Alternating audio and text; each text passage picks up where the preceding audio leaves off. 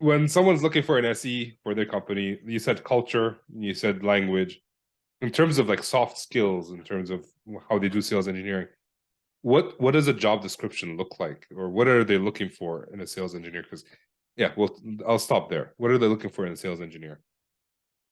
Definitely, yeah. Soft skills includes, people have an idea that engineers don't have soft skills sometimes. Yep. So they're constantly saying like, we don't want engineers, we want client-facing experts. And I think it's because they really want people who are really good with people. Yeah. Yeah. And the other thing is, if that person is able to take initiative and take, in a scenario where they take leadership over the conversation, or they're able to, not be quiet when they're supposed to speak up.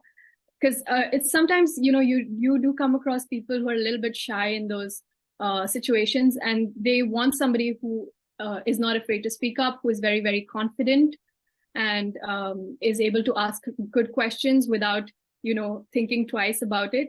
I think culturally also people sometimes are worried about in Japan what the other person might think or feel if you ask a certain question, whether it's offensive or not. There's a lot of importance given to how a question is asked and the way that things are communicated, which is why cultural nuances are so important in Japan. And they want to make sure that this person knows exactly when and how to communicate with Japanese clients in Japan. Yeah. Okay. A personal question for both of you, but you're not from Japan. How did you pick up the cultural nuances? Because Shivangi, you work with clients, you're customer facing, as I understand. Brian, you're talking to people all the time. How did you pick up the nuances of how you're supposed to act? What's offensive? What's not offensive?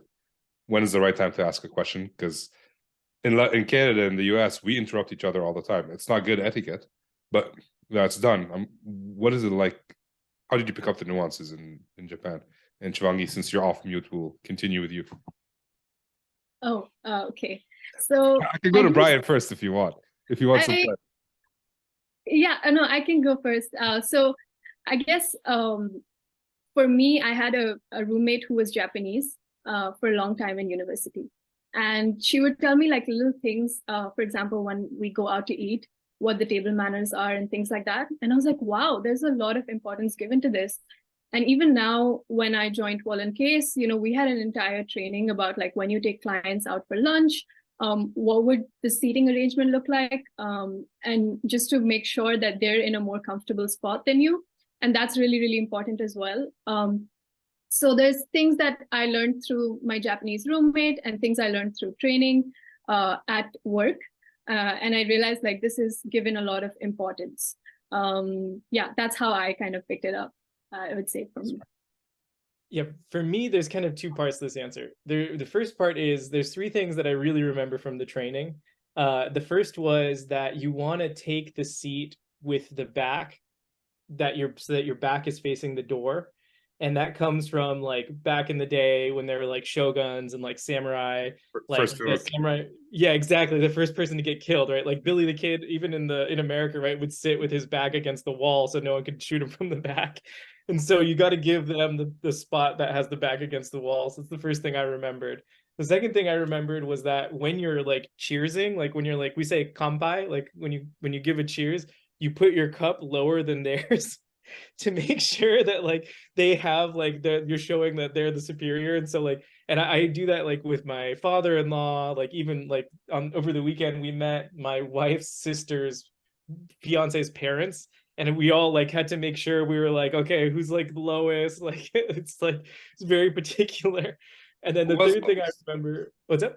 Who was lowest? I'm curious about that. I don't even know. Honestly, I just knew that I was going to go down for every person. You're going to go for lower. Yes, I think wouldn't that be insulting for someone who's trying to go lower and you're like it gets weird. It gets super weird. Like they take it very seriously here, like where even like, so the last thing I remember is like the business cards. You have to hand the business cards, two hands, name facing them, and then you have to go lower than theirs.